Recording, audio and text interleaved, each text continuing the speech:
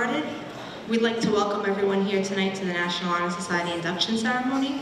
And as always, as we get started, if you could please rise for the Pledge of Allegiance.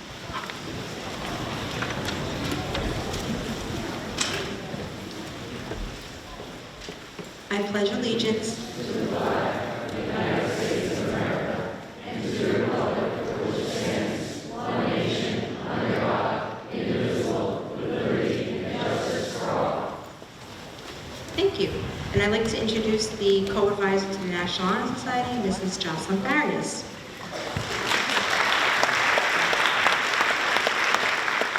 Good evening. Good evening, everyone, and welcome. I'm glad everyone could make it. We know it's difficult on a school night, it's busy. I do want to acknowledge a few people and say thank you to everyone.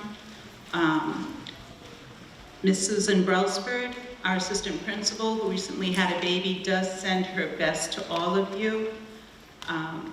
She's enjoying that new baby, wishes she could be here, but she's a little tied up these days. She'll be back very soon. Mrs. DeCudo had a change in her schedule last minute. She sends her regrets that she wasn't able to be here, but her thoughts are with you this evening as well. I believe Mr. Pierce is here from our school committee, a huge supporter of the National Honor Society, Mr. and Mrs. Gillibucci, who also never fail an event. Mr. Austin from The Spectator, thank you for your time as always. We'd like to give a special thank you to the National Honor Society students that are assisting us this evening. In addition to our inductees, we also have the current members who take the time out to help us with many, many tasks whenever we ask, and we thank them. Do know, we always ask them, did you get your homework done? I pull mom on you. I'm sorry, it's embarrassing, but I have to do my job. It's like, did you get your homework done? You can stay as long as you need to, but make sure the work's done and get home safely. Mr. Sam Adams from the Graphics and Engineering program for printing the evening's programs. Mr. Poisson from the Guidance Department, he's here, he's our lead counselor. And Mrs. O'Connell as well from Guidance, she assists us a lot as well. And lastly, the maintenance staff at the high school, they spend their days setting up, taking down, moving things, and getting them just right for us. So thanks to everyone.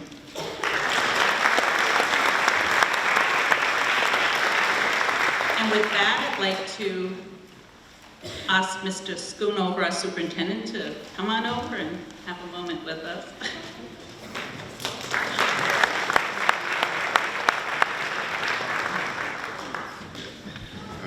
Thank you very much.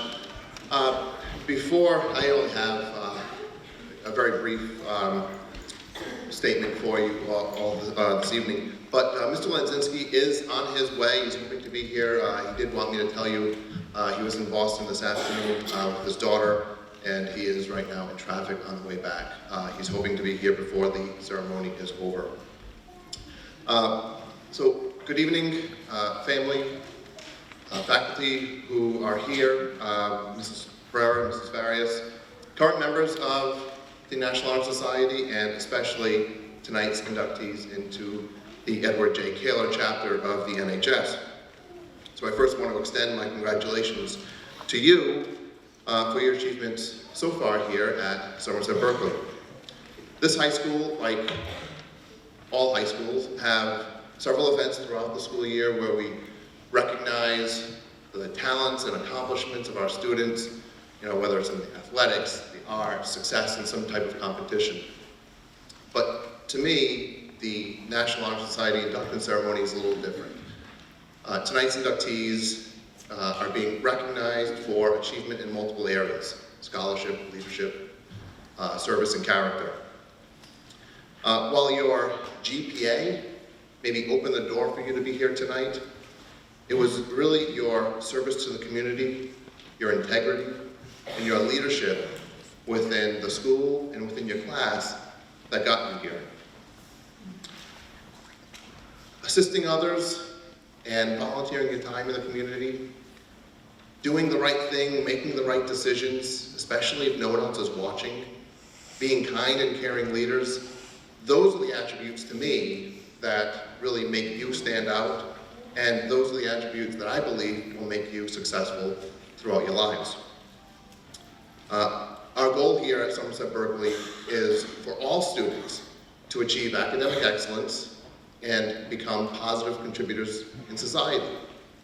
That's our vision, but you here tonight, you already represent that vision. And I thank you for that.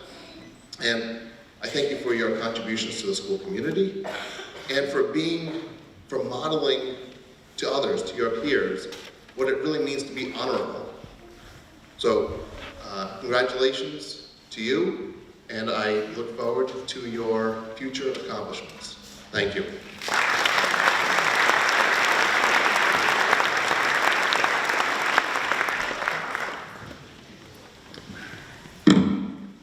Sorry.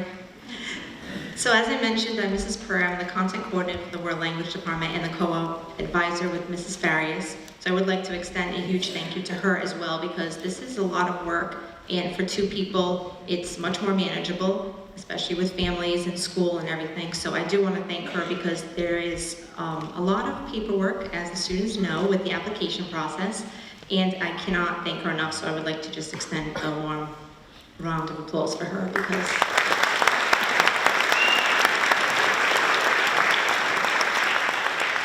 so if some of you may not be aware, the National Honor Society application process is made up of several components. First, we are given a list of students through Mr. Poisson and his guidance staff that have met the minimum GPA requirement.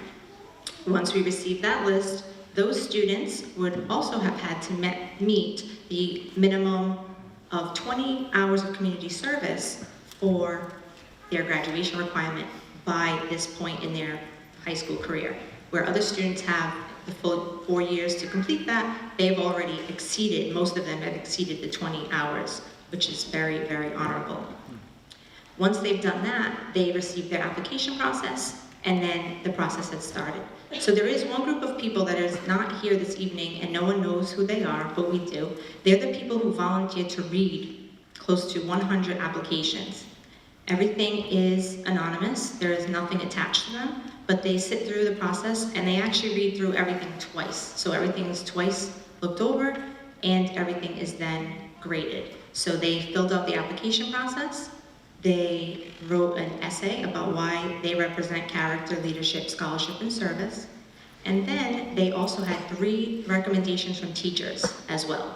So they really, really worked hard, and I really want to thank them as well. So congratulations to all of you who will be inducted this evening.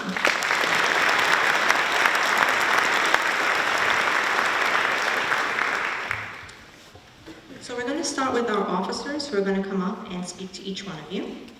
First, we would like to call up William Medeiros, the President of the National Honor Society.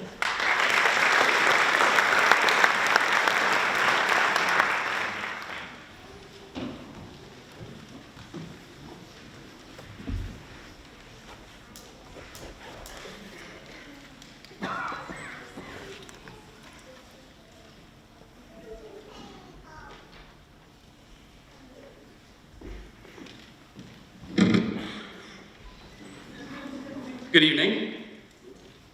I'm going to be talking about scholarship tonight. So, Americans have a combined student loan debt of nearly $1.3 trillion. If you plan on going to an institution of higher learning, it is probably a good idea to apply for some scholarships. There are plenty available in the guidance office, and I hear not many people apply for them, so you'll probably get some if you do. Now, that was essentially my whole speech. But when I reread it, I thought it was a bit short, and I figured I must be missing something. After some soul searching, I realized that maybe I didn't quite address what scholarship means. And I think that is the point of this whole speech. So here it is. Scholarships are grants of money to pay for education, usually awarded on basis of merit or achievement. Again, I reread my speech and thought I didn't quite hit the mark. So I went further. I broke down scholarship into its 2 main components, scholar and ship. I did some research and found the scholarship. It was a program aboard a converted Royal Caribbean cruise ship that took undergraduate and postgraduate students on a semester-long voyage around the world. It provided students with diverse cultural backgrounds a unique learning experience that prepared them for an ever-increasingly connected world. But the scholarship only ever had 2 voyages, both a little under a decade ago, so this couldn't be the focus of my speech either. After weeks of deliberation, I present to you my final conclusions on the first pillar of the National Honor Society, scholarship. Scholarship is more than just money or an accredited academic program at sea. Importantly, it is also more than just getting good grades in math. The core of scholarship has to do with how we treat learning. Scholars should follow 3 rules when it comes to learning. Be curious, be skeptical, and be creative. Starting with curiosity. Scholars should have an innate desire to learn. Now, this doesn't mean you have to be interested in everything. Just by a show of hands, who here doesn't like taking math classes? Okay. How about English classes? Okay. And history? And science? Okay. You see, just about all of our inductees raised their hand for something. Some might have raised their hand for everything. However, I am sure that everyone in here enjoys at least one thing that interests them, even if it isn't a core academic subject. And that is where curiosity comes in. I would hope that at least a few of us actually enjoy learning, that at least a few of us find some sort of satisfaction in finding out something new, that at least a few of us want to gain more knowledge and learn new stuff, that at least a few of us try and seek out new information that we didn't have before. That at least a few of us like learning for learning's sake. Curiosity is the scholarly drive. Without it, what can a scholar do? Without curiosity, humans would never have advanced our species because they would have had no reason to do so. We wouldn't have any of the technology we take for granted today or understand how our world works. All scholars have to be interested in something and want to learn about it. This drives them to study and create. Next, scholars should be critical thinkers who don't take things at face value. Today, we all have access to incomprehensible amounts of information through the internet. But not all of this information is what it appears to be. As a scholar, you have to be skeptical of dubious sources. If someone on an online forum claims that the world is flat, do you believe them over millennia of evidence against them? A good scholar weighs a lot of different sources of evidence to determine what seems to be true. This extends well past the internet. For example, you might feel very strongly that you prefer Coke to Pepsi. It's just how it's always been. But if you take a blind taste test and pick Pepsi over Coke, what do you believe? Your own personal belief or the experiment? Well, first you should be skeptical of the new evidence. Was the blind taste test adequately conducted? Was the soda provided chilled or at room temperature? Did it have ice? Did you drink just a sip or the whole glass? Did you have it with food or without food? There's so many variables that could affect the outcome of the experiment in a way that makes it meaningless. But if the experiment was conducted properly, then you should reevaluate your own belief. Why do you think you prefer Coke to Pepsi? It is important for scholars to control for as many biases as possible, including your own. This means being ready to abandon your opinions if evidence contradicts them. To a scholar, opinions should weigh less than evidence, but that evidence has to be strong and meaningful, and you have to be able to evaluate that evidence. Finally, scholars have to be able to think abstractly and creatively. Creative doesn't just mean thinking outside the box, although that is an important part of it. In order to discover new things, you have to be able to think in original ways. Scholars have to be able to understand the things they learn and study, and this requires a mind that is not bound to the known. It must strive to find the unknown. A non-creative mind can't do this. The unknown by its nature requires synthesis to find. You need to draw conclusions from what is known, and that will lead you toward a new world of information that is yet to be known. Creativity keeps the process of scholarship moving. Without creativity, problems would never be solved because people wouldn't know how to solve it. A problem is just an unknown, and in most cases, this unknown can be found through what is currently known. But in order to do this, the mind must think creatively and abstractly to connect what is known and look beyond to what could be known. A scholar uses creativity to draw conclusions and synthesize from what is known. These three components form the process of scholarship. Scholarship, in my mind, is the process of learning and understanding new information. Curiosity drives scholars to ask questions and begin the process. Skepticism allows scholars to determine what is known and what can be used in the process. Creativity allows scholars to draw conclusions from what is known to better understand something new. Without any of these three components, the process fails. In order to be a scholar, you must follow the three rules. And why do you want to be a scholar? Well, if you want to get those scholarships, you should probably be a scholar. Thank you, and good evening.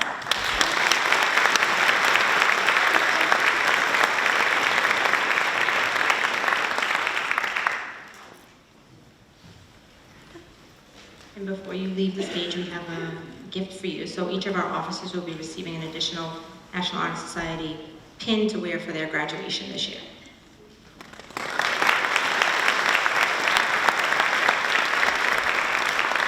And now we'll call Sofia Valiente to speak to us about leadership.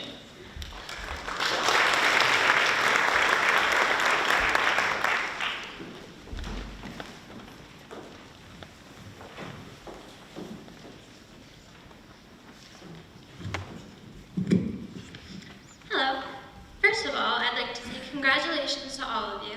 And some of you might not think that it's a big deal, but it is. My mother was so proud when I was inducted into the National Honor Society, and I honestly didn't see why. I just thought, oh, cool, I'm in a thing to beef up my college application. Then, as I spent more time thinking about it and learning more about it, I came to understand just how much this means. It's truly an honor to sit where you're sitting and to have been accepted to this nationwide organization formed 96 years ago.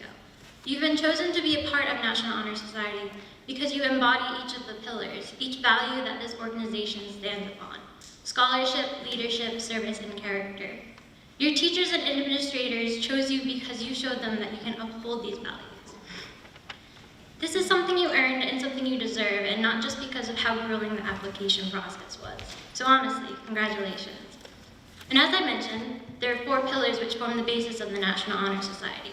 These qualities also form not just a well-rounded student, but a successful person and just all-around good human being.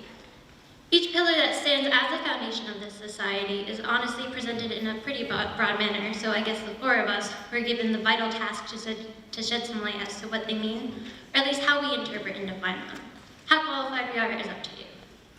Now, if you believe me unqualified, I'll have you know that I have gone to the most dependable source in my quest to broaden my views on this pillar of leadership, so you know I at least have a good foundation here. Google defines leader as the person who leads or commands a group, organization, or country. This definition goes against what has been taught about defining words and not putting the word itself in the definition. So for my own clarification, I found that Google defines lead as a leash for a dog or animal. That wasn't quite what I was looking for. I did find that to lead is defined as to be superior to, as well as to be in charge of and to organize and direct. All of which I would say are kinds of leadership, yes. But it just skims the surface of what leadership is. The definitions that speak to the foundations of leadership as I interpret it are to be a reason for, an example, and to set in motion. We all know that there are varieties of everything in the world, from movie genre to breeds of cats and dogs, and leadership is no exception. Despite discrepancies, all leaders inspire, unite, and act in both big and small ways. Now, I don't suppose those who have chosen you to be inducted into this organization expect you to lead in big ways like running the country at age 16, or 17, or 18. But I do believe that those who have chosen you mean for you to continue to lead in the small ways, or smaller ways, like being in the student government, a captain of a team, and most importantly, setting an example for those around you. Because if there's one thing that is true of leaders of any kind, is that they are looked up to. And as a leader, you must set an example you would be proud of. True leadership is all about respect. Think about it. Is there a leader in the world who does not demand respect from those who follow them? And would you follow someone if you didn't respect them? Respect, like leadership, means a lot. Respect is defined as admiration, also courtesy of Google. You respect someone when you like the way they do things or how they act. But respect for a leader is not what is important here. Respect from a leader is. From a leader, respect shows itself in understanding, in kindness, in empathy, and in selflessness. It is shown through listening and caring. True leadership is all about respect from a leader. Imagine you're working in a group project. Hypothetical person 1 leads discussions on what the group wants to do. They throw out ideas and they listen to those given back, and they try to get everyone to agree. Person 2 dictates what direction they will go in without consulting the group. There's a reason I would use the word dictate over lead in that scenario. I know this is a rather basic concept, not to boss people around, but it's important because it's the difference between a good leader and a dictator, and it highlights the need for respect towards people. Person 1 clearly respects the opinions and ideas of others in their group, whereas person 2 does not, and when the leader gives respect, they will get twice as much in return. With more respect, they are better regarded as a leader. Also, the fact that plain old human decency is a pretty good thing too. There are so many ways that leadership manifests itself. WiseToast.com claims that there are 12, but I would argue there are a bit more than that, maybe 12 and a half. There are those who take lead in a group, like in the example before, and those who lead merely with their actions by setting an example for others to follow. Either way, both cases show respect in some shape or form. There are so many ways you can inspire people, and it's your job to figure out how you define your own brand of leadership. I can only hope that a person who steps up to take on a role of leadership will respect those who depend on them, those who look to them for guidance, and even those who don't. Leadership is about setting an example and inspiring others regardless of your relationship to them. As members of the National Honor Society, I believe we must carry ourselves to the same standards so we can uphold the core values of this organization. Each of these pillars intertwine with one another. To be a leader, you must have the qualities of one, character, you must have the drive to do good for people, service, and you must have the dedication to learning and growth, scholarship. All great leaders, big and small, hold these values, like Martin Luther King, Susan B. Anthony, Gandhi, and even ones we know, like Mr. Linsinski and the army of teachers in this school dedicating their lives to our education, and the ones that affect us the most, the friends that you look up to. Even when we reach the point when we have learned enough to be regarded as a great leader, we must remember that leadership is about being the reason for action, the positive action that improves our world and our lives that I know you're all capable of. Once again, congratulations and good luck.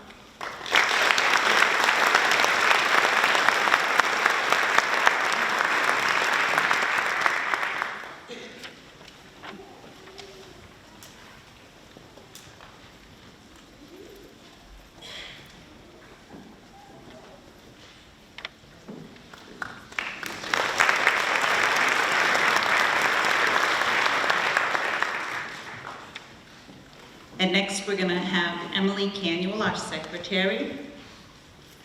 Emily assisted me at 4:30 this afternoon with part of the setup. Thank you. Good evening, teachers, distinguished guests, family, friends, and most importantly, this year's National Honor Society inductees. Tonight, I'll be talking to all of you about service. However, rather than reading off a definition that I looked up, I'm going to tell you about my personal experiences and how that changed my life.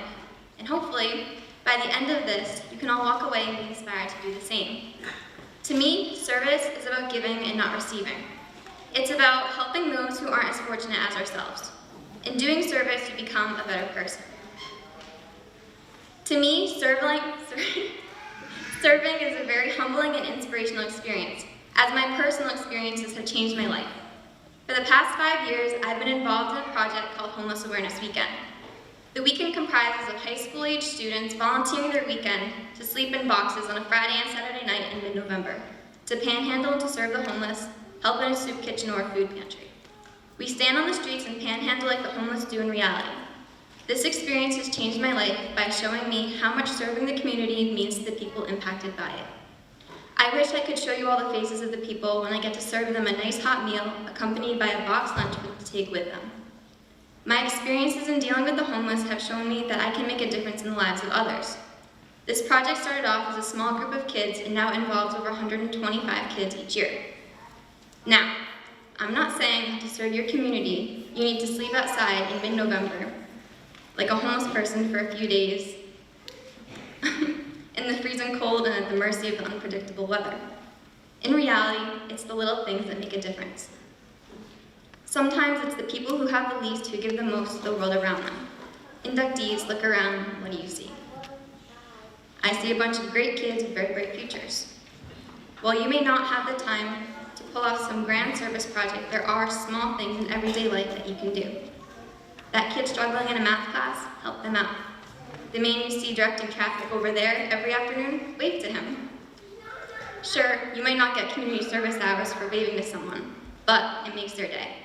One smile, one wave, one better day. Service can be helping anyone, make anyone feel better, showing kindness to others, and being an overall good human being. While our school requires 20 hours of service, it shouldn't feel like a burden to any one of us. There are so many different opportunities that you can experience in fulfilling your requirements and beyond. Not only in our school community, but in surrounding regions, in our towns, and on the global level, there are an infinite number of possibilities for you to serve in the world around you. In addition to this, your service to others should be fun and inspirational. A quote from Gandhi says, "Service which is rendered without joy helps neither the servant nor the served. But all other pleasures and possessions pale into nothingness before the service which is rendered in a spirit of joy." Gandhi is saying that service should be an enjoyable and learning experience for all. Service is good as is, but when service is enjoyed by both the server and the served, nothing can compare to that. Not only are you brightening someone's day, you are making a possibly dramatic impact on someone's life.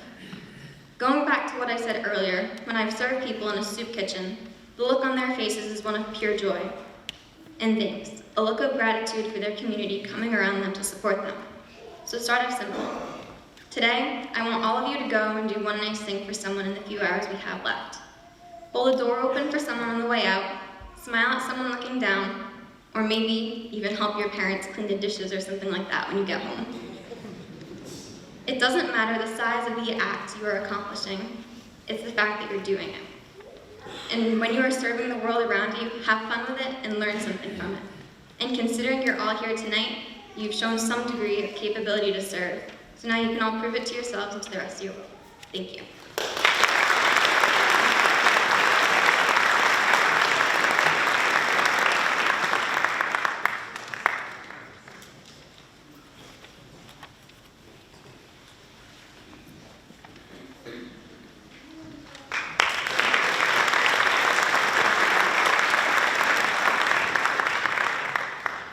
Next, Catherine Eston, our school treasurer, our National Honor Society treasurer.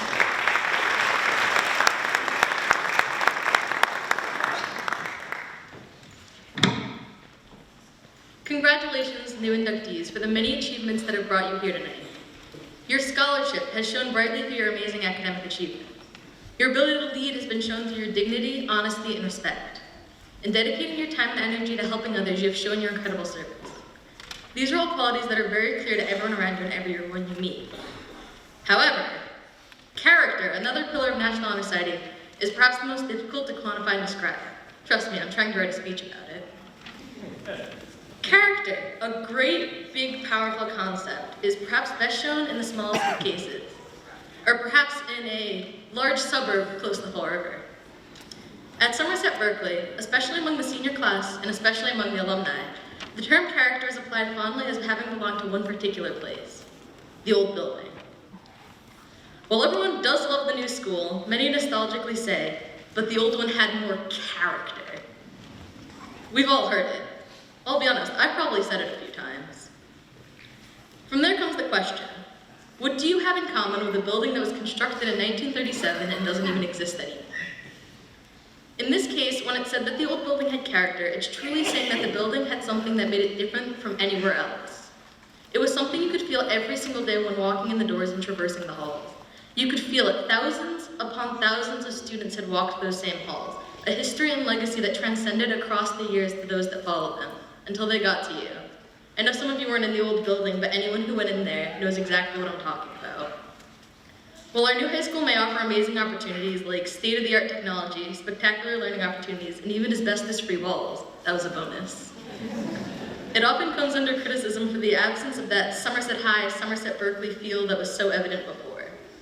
But I'm sure back in the good old year of 1937, the people of Somerset were probably saying the exact same thing about that building.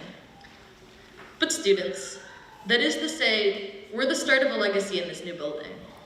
Our character, the very element of who we are and what we stand for, is what creates the identity of Somerset Berkley. And 100 years from now, the students will feel our presence long after we're gone. I'm not here to tell you how to earn good character, because your presence here tonight proves that you already have that. Instead, I want to remind you of the impact it can have. Sitting in seats where we are now, future students will sense the dedication you have in your scholarship. They will know that even if their deeds go unrecognized, it was still the right thing to do because it always has been. If we work with dedication, our strong characters will become entwined with what it really means to be a Raider.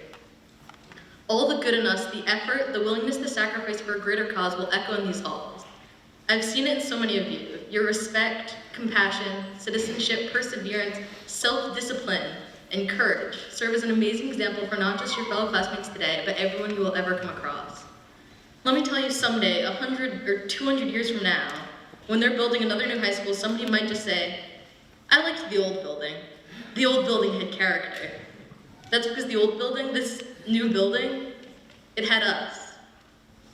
And our character extends even further as it will continue to build and grow throughout our lifetimes. Once we graduate, we not only are reflected in the legacy of our school, but as citizens of a greater world. While some may fear the vices of that terrifying real world, like greed or laziness or corruption, you've learned to care and nurture your own good character and will continue to develop the positive energy that you can create.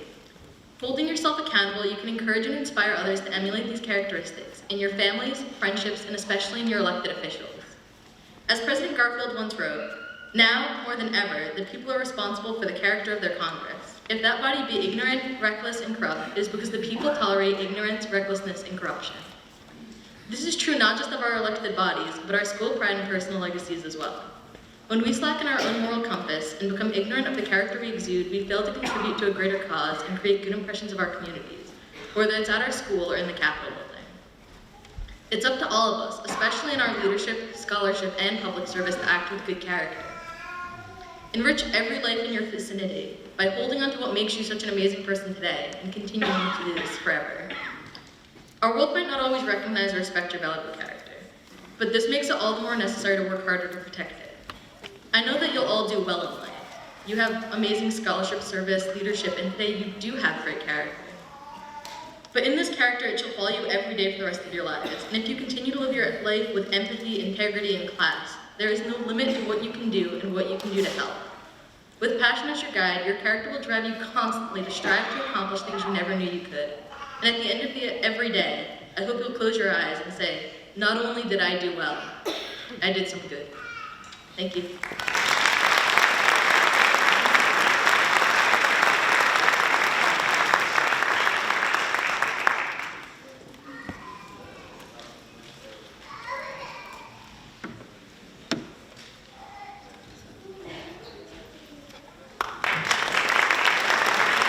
Great job. At this time, I'd like to ask Mr. Lanziski. We're so happy you made it. He's going to come up and say a few words.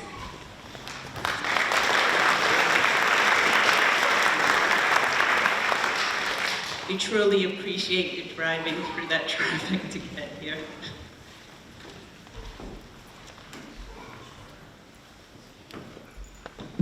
Good evening, everybody, and thank you, everybody, for being here. I'd like to start off by saying, Mr. Schoonover, I do have a medical pass, so I do want this excused, and I will turn in my rat-tat form to make sure we can get this one excused.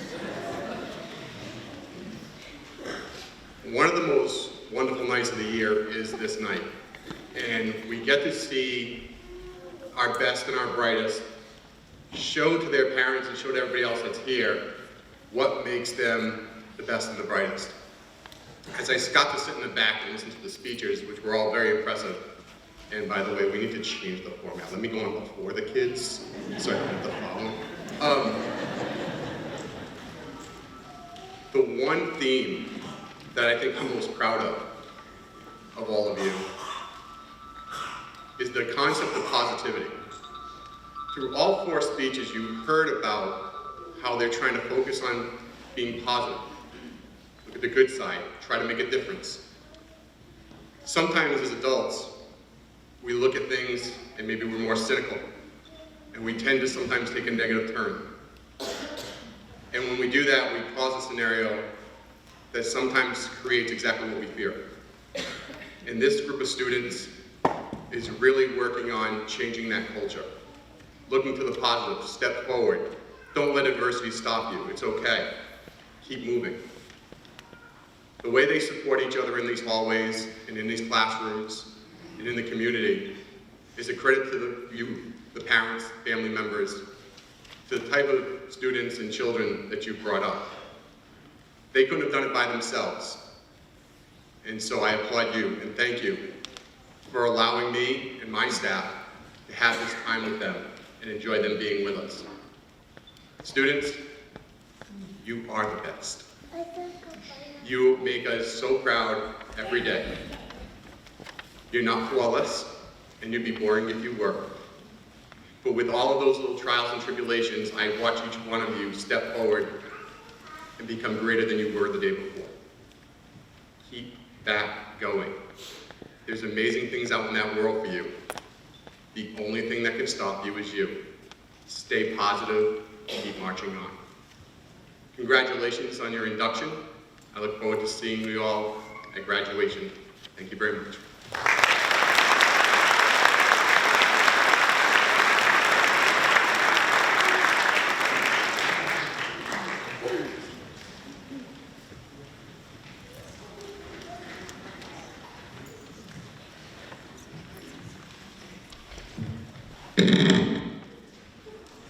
I wear heels, but not that high. Next, we would like to introduce our guest speaker for the evening, Miss Holly McNamara.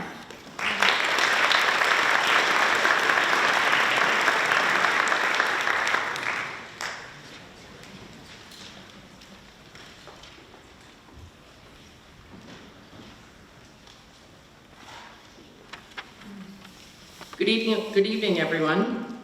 Before I speak, I just want to give one more big round of applause to the officers that just spoke. That was really incredible. Good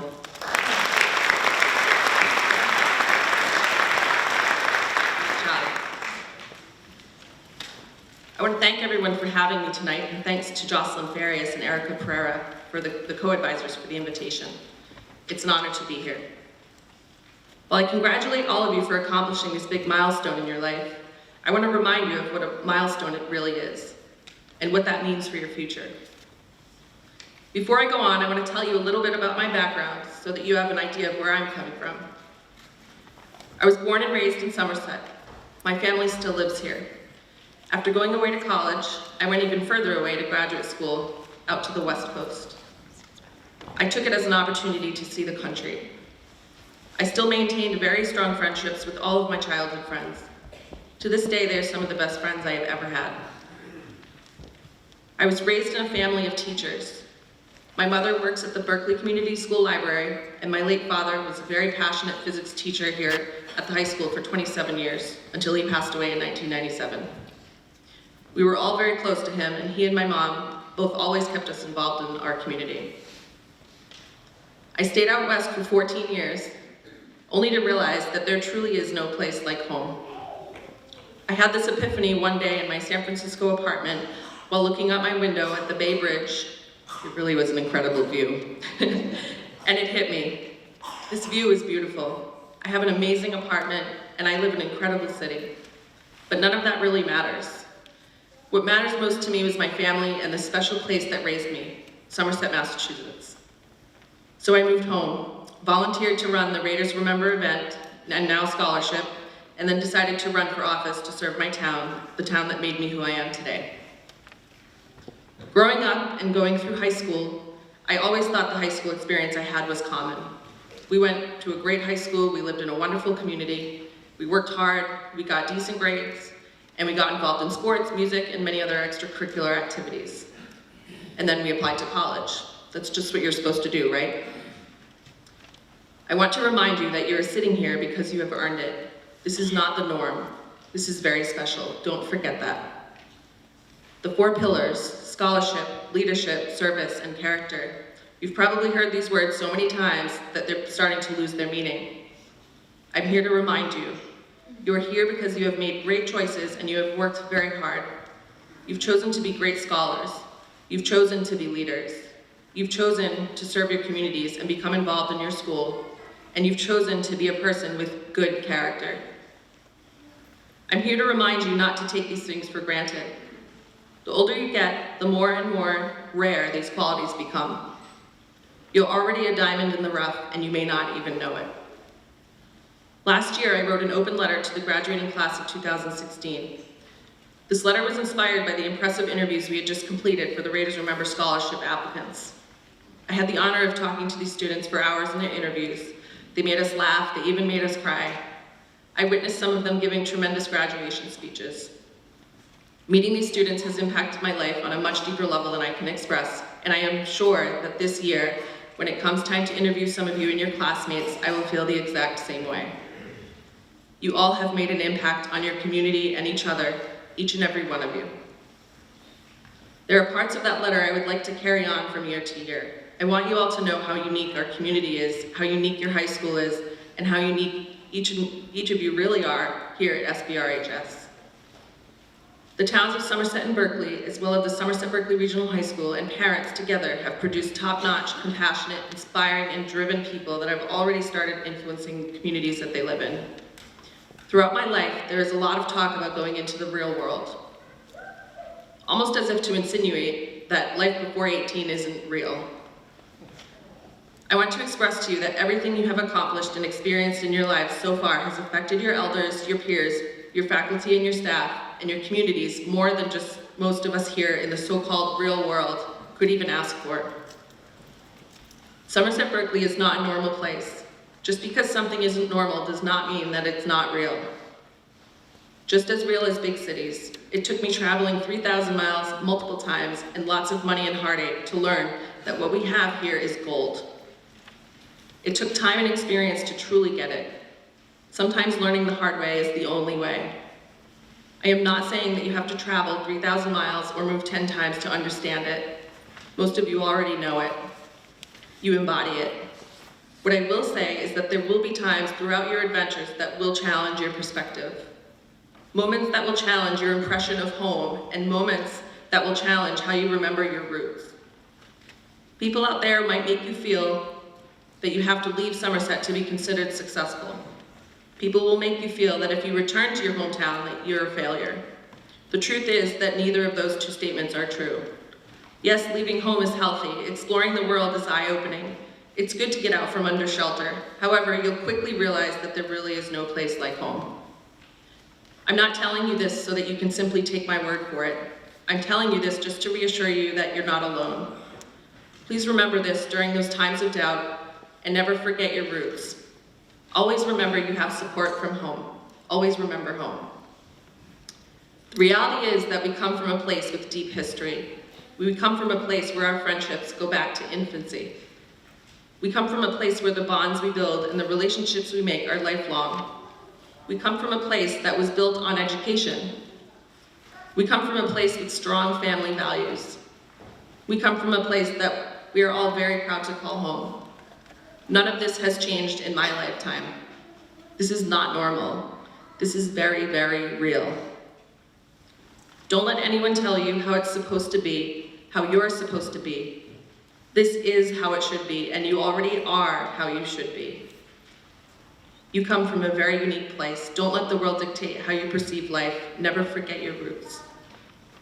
And don't limit yourself and never place yourself in a box. I never in a million years would have expected a person like me, an engineer who hated politics, hated history, and loved math, to ever run for political office. If you limit yourself, you limit your opportunities in life. Keep an open mind always. It is your life. It is your choice. I'm going to leave you now with a quote from one of my favorite movies, The Dead Poets Society. Robin Williams, Professor Keating in the movie, is reading a quote from a great poet, Walt Whitman. "O me, O life, of the questions of these recurring, of the endless trains of the faithless, of cities filled with the foolish, what good amid these, O me, O life? Answer, that you are here, that life exists, an identity, that the powerful play goes on, and you may contribute a verse." Then Professor Keating continues and asks the students, just as I am asking you tonight, that the powerful play goes on and that you may contribute a verse. What will your verse be? What will your verse be? Congratulations, and thank you.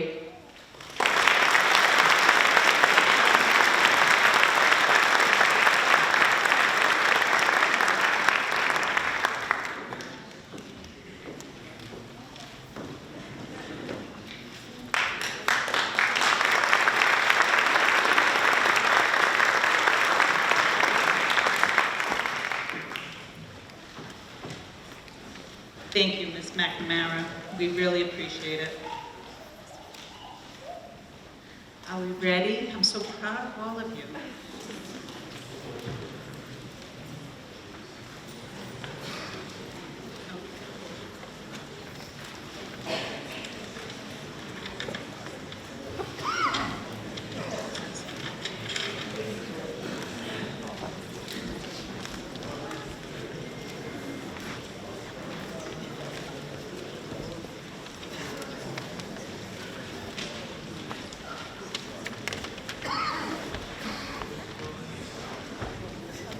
We're just going to get started. As we do that, if we could have the officers come back up on stage, please. For everyone here, I know the inductees would love to hear this, but all people are welcome to take as many photos as you'd like. So please do not feel that you're in our way any at all. They're going to be coming up this side, across the stage, and down the other side. So everyone has a great opportunity to take lots of photos, video, Snapchat, story, anything appropriate. Appropriate.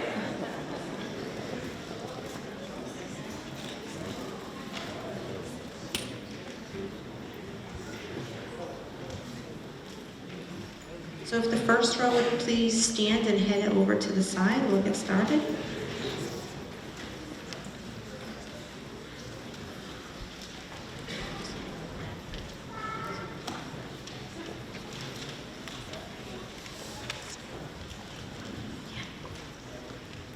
Julia Ahasi.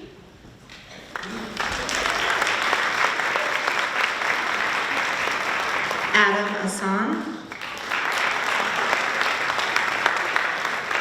Owen Amaral. Casey Aruda.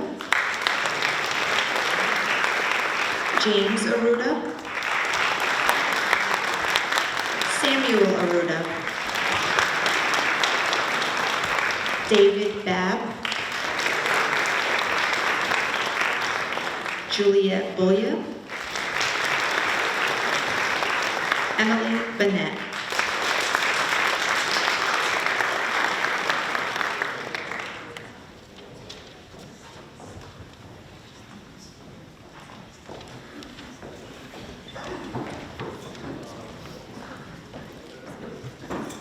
Taylor Bissonette.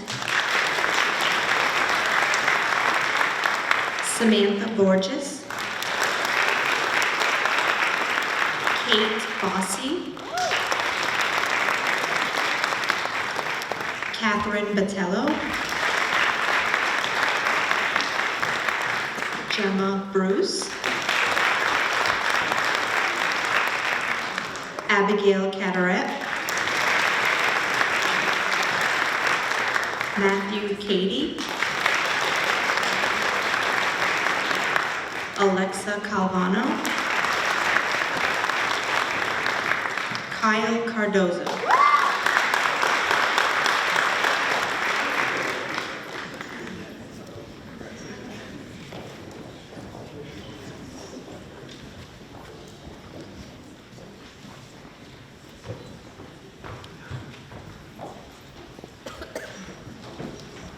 Hannah Carnero,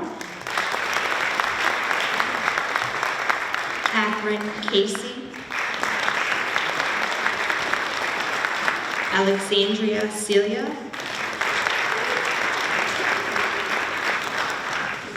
we have a special guest in the front that will be hand-delivering her. She had surgery, and we just think it'd be safest for William to bring it down to Tiffany Chassie.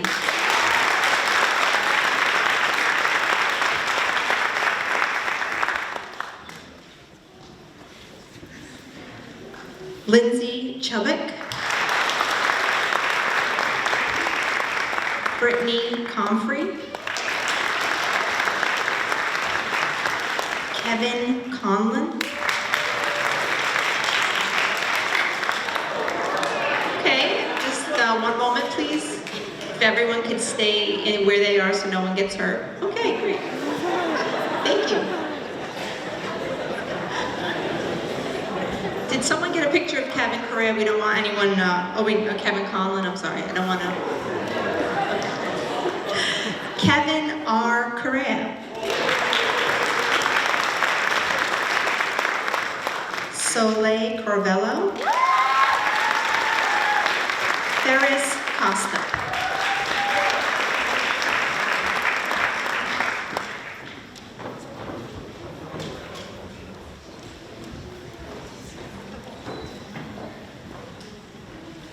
Sophia Costa, Jeremy Desert,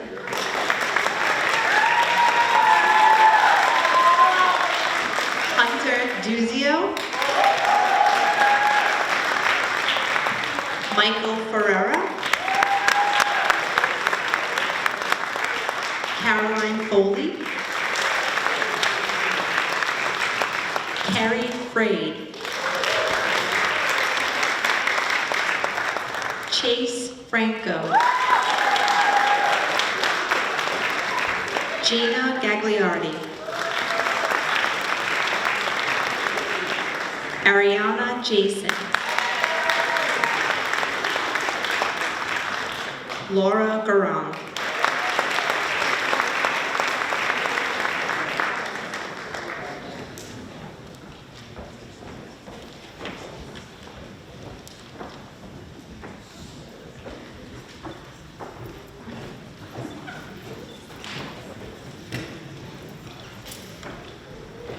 Christopher Hatto,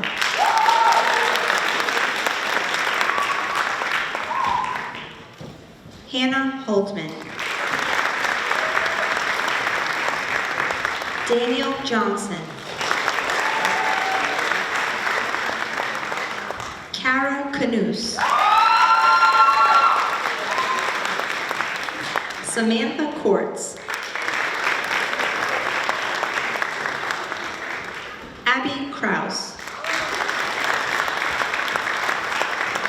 Jillian Levesque, Olivia Luciano, Matthew Mason, Callie Machado. I would also like to mention Zachary Martin, who is not here because he's representing our school tonight.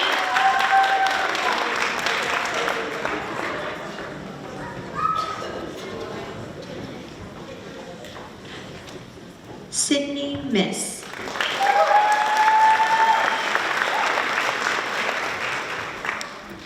Adam Morhe. Sarah Patine. Ashley Pilling. Eddie Rad. Autumn Ray Ray. Michaela Rennick, Tony Rita, Eric Rogers, Colin Ryder,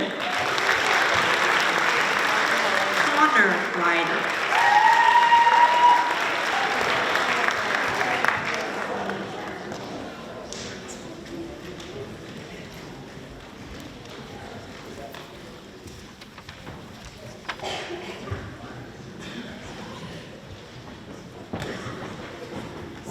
Josie Schmidt, Brianna Schultz, Lauren Salamani, Sierra Teves, Leanne Vieira, Aaliyah Welker,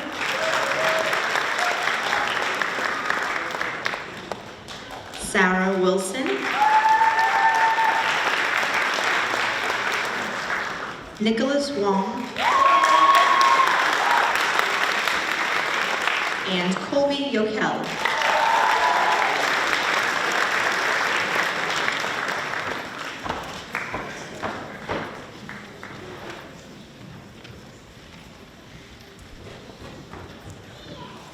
Each of the inductees has received a certificate and a National Honor Society card.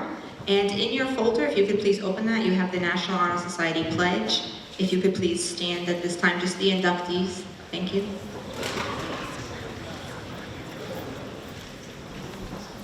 We would just like to remind them before they start the pledge that as members of the National Honor Society, at this point, we will be notifying the rest of the school community, so tomorrow they'll be receiving an email so they can congratulate you, but also to remind them that you are all being held to the standards that are listed in the National Honor Society. So we do want to remind you that we always want to keep this as positive as possible, but it is our responsibility to make sure that students have maintained their GPA as well as those pillars of character, leadership, scholarship, and service. So those will be checked periodically, and unfortunately there have been times we have had to ask students to leave the organization. So we just like everyone to understand that before we begin the pledge. So I'm just going to start with the beginning and then you will take it over. Okay, everyone ready? I pledge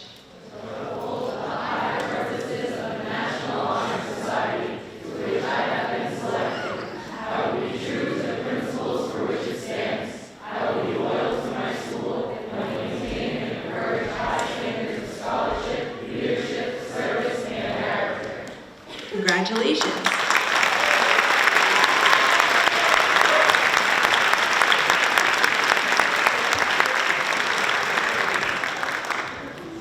Before we leave, I would like to again thank everyone, the inductees. I would especially like to thank our officers who worked very hard with us, especially in the last 24 hours. We had a few hiccups in the road, but they kicked right in and were able to help us. And I would like to invite all of you, please, to help yourself to the Student Dining Center. We have some wonderful refreshments.